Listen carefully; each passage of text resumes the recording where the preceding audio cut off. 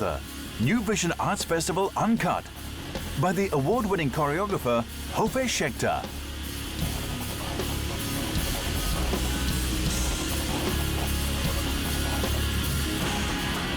Check out the program brochure or visit our website for more details. 黃醫生，點先至算識食呢？當然係要講究食物嘅質素同埋煮食安全啦。唔好儲存過量嘅石油氣，石油氣樽要直立放喺通風嘅地方，遠離火焰。用完要交翻俾分銷商，交後過期就要更換啦。仲有，你哋應該揾分銷商每18個月為爐具做一次定期安全檢查。我哋定期做身體檢查，爐具都一樣㗎。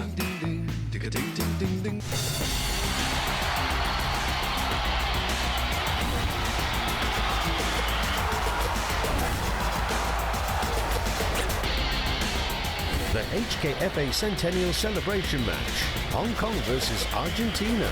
Live Tuesday night at 7:55 on Pearl.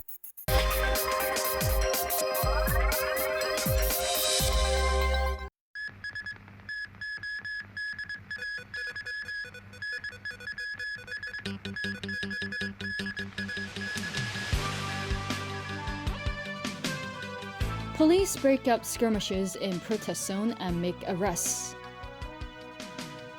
Some key streets cleared while protesters bring in reinforcements. And super typhoon barrels into southern Japan.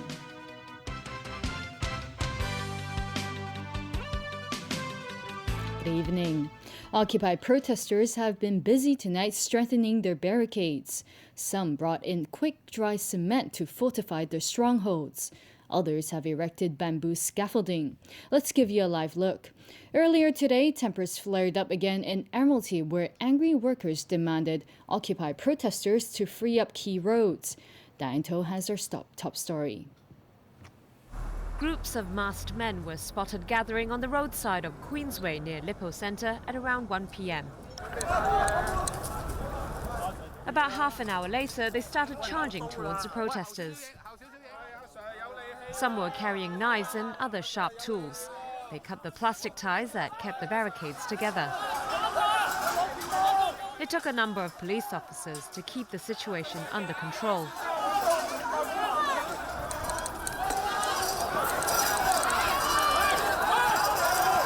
More men arrived and started to fight with the protesters who were trying to hold the fort. The police arrested 3 men aged between 18 and 47 for common assault and possession of offensive weapons. At around the same time, a number of taxi drivers drove their vehicles up to the same barricaded area and made themselves heard. Large groups of people also showed up, demanding that the Occupy protesters open up the roads.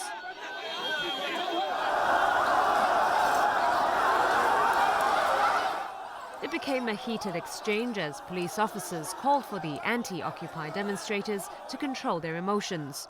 But more people turned up to try to get the occupiers off the roads. Police formed a human chain to separate the two sides, raising a sign warning people not to cross the police cordon. Officers later opened up a passage for the anti-Occupy protesters to leave. On the other side of Queensway, near the Justice Drive flyover, 2 trucks arrived to remove the barricades and other obstacles set up on the road.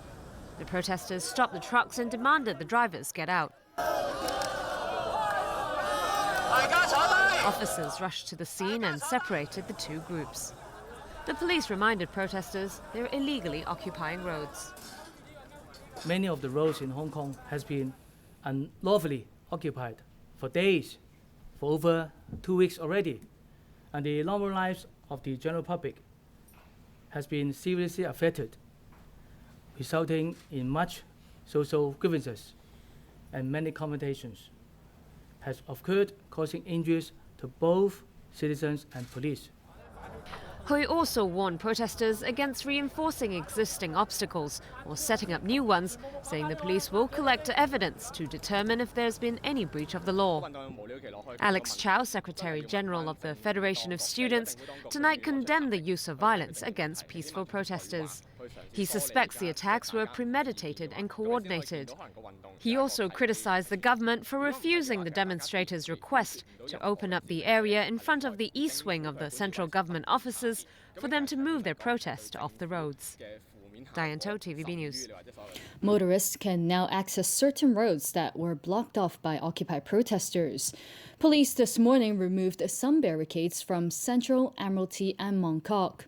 And authorities said in the afternoon they will move in to clear out the obstacles on Queensway in Admiralty and Yiwo Street in Causeway Bay, but stopped short of saying when. Stephanie Cho reports.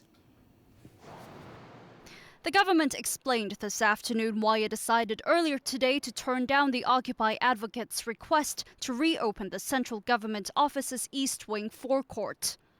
The forecourt has its functions to fulfill as a vehicular circulation point as well as a drop-off and pick-up point. That is why the protesters, by seeking to move their occupation points into forecourt, is in fact another kind of occupation that would paralyze the operation of the central government offices. Early this morning, police officers removed barricades and water-filled barriers from Connaught Road Central and the Garden Road flyover. Meanwhile, officers in riot gear removed metal barricades and water-filled barriers from Cotton Tree Drive. One officer assured demonstrators that they were only retrieving government property and removing obstacles, not dispersing protesters. Dozens of demonstrators rushed to Gloucester Road to confront the police officers who were removing barricades outside the Academy for Performing Arts. They formed a line of defence using tents and supplies. Motorists can now access Fenwick Pier Street, Devoe Road Central outside the old Legislative Council building, and Chater Road. This truck driver said he's been stuck in traffic for 45 minutes each day over the past 2 weeks, but today that has dropped to 15 minutes. But the junction between Long War Road and Tim Hwa Avenue remains inaccessible as demonstrators stopped government officials from entering the central government offices this morning. Police also attempted to clear barricades set up by protesters on Mongkok Road in Kowloon, but demonstrators prevented them from doing so. The occupiers reinforced the barricades on nearby streets. The junction of Argyle Street and Portland Street outside Langham Place has been reopened after the barricades there were removed early this morning. The police said this afternoon obstacles on Queensway in Admiralty and Yiwo Street in Causeway Bay will be removed without giving a timetable. Earlier tonight, demonstrators responded to the announcement by cementing barricades to the ground on Yiwo Street. And at the core rally zone in Admiralty, protesters continued to work on a large bamboo structure that will act as a barrier.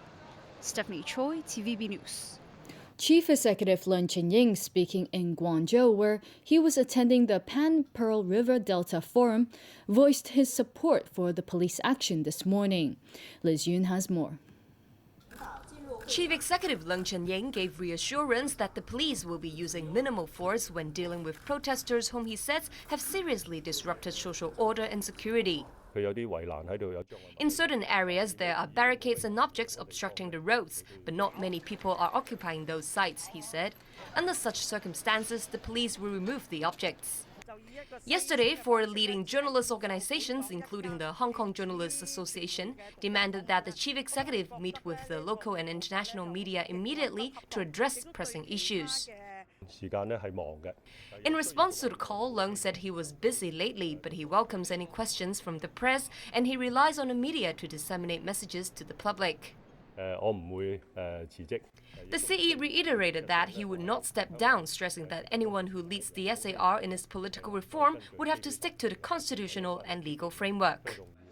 Former Financial Secretary Anthony Leung said he understands and sympathizes with protesters, but the Occupy movement, now in its third week, affects the livelihood of the general public, and he believes it is losing people's support. Liz Yun, TVB News. A top U.S. healthcare official blames a breach of protocol for the infection of a nurse in Dallas who was caring for an Ebola patient who died last week. Dr. Thomas Freeman, director of the Centers for Disease Control and Prevention, said the nurse's fellow workers are being monitored. And he warned that more cases of infection are possible.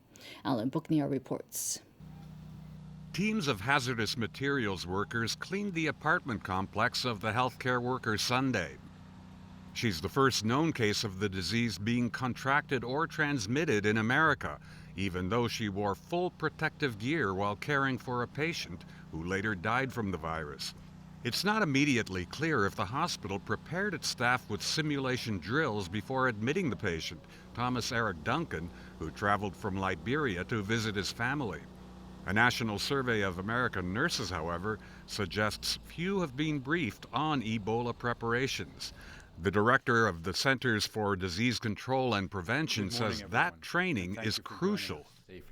It requires meticulous and scrupulous attention to infection control, and even a single inadvertent innocent slip can result in contamination. Frieden says 48 people who came into contact with Duncan or the nurse are being monitored. Unfortunately, it is possible in the coming days that we will see additional cases of Ebola. This is because the healthcare workers who cared for this individual may have had a breach of the same nature. In Spain, health officials said assistant nurse Teresa Romero showed some marginal signs of recovery on Sunday. She's the first person known to have contracted Ebola outside West Africa in this current outbreak. Romero cared for 2 Spanish priests who were brought to a Madrid hospital from Africa with Ebola and later died. A government statement said none of the 16 in quarantine has shown any symptoms. Meanwhile, Russia's health ministry said it's created 3 Ebola vaccines, which will be introduced within the next 6 months. Veronika Skvortsova said one of the vaccines was already at the clinical trial stage, and that Russia had also begun working on drugs to both treat the deadly virus and prevent its transmission. Alan Bukniat, TVB News. Evo Morales has easily won an unprecedented third term as Bolivia's president on the strength of the economic and political stability brought by his government. Jubilant Morales supporters gathered in front of the government palace in La Paz to celebrate. Preliminary results showed the president received 60% of the vote, against 25% for top challenger Samuel Doria Medina. Addressing his supporters from the balcony of the palace, Morales said it had been a victory for socialist reforms that have cut poverty and vastly expanded the state's role in the booming economy. Typhoon Fangfang slammed into Japan's southern islands of Kyushu and Shikoku and is set to bear down on the main island Honshu. The strongest storm to hit Japan this year is threatening torrential rain, floods, and even tornadoes. Almost 500,000 people have been evacuated with dozens hurt. The wind speeds have weakened since Saturday's peak of 234 kilometers per hour, which qualified Fangfang as a super typhoon. Thousands of travelers have been stranded at airports and more than 500 flights have been cancelled. Turkey has agreed to let U.S. and coalition forces use its bases for operations against Islamic State militants in Syria and Iraq. But there is still no sign of additional help beyond airstrikes for Kurdish fighters holding out in the besieged border town of Kobani. James Aiken reports. More than 20 U.S.-led coalition airstrikes have pounded the area in and around Kobani. But the attacks over the last few days haven't stopped the Islamic State advance. Hundreds have died in the battle, which has forced more than 200,000 refugees to escape across the border into Turkey. Some have made it to refugee camps or have found shelter in abandoned buildings like this one, just 2 kilometers from Kobani. Following a United Nations warning last week that the fall of Kobani could end in the massacre of thousands, the United States is acknowledging the situation is tenuous. Kobani is one community, and it's a tragedy of what is happening there. And we don't diminish that. But we have said from day one, it is going to take a period of time to bring the coalition thoroughly to the table, to rebuild some of the morale and capacity of the Iraqi army,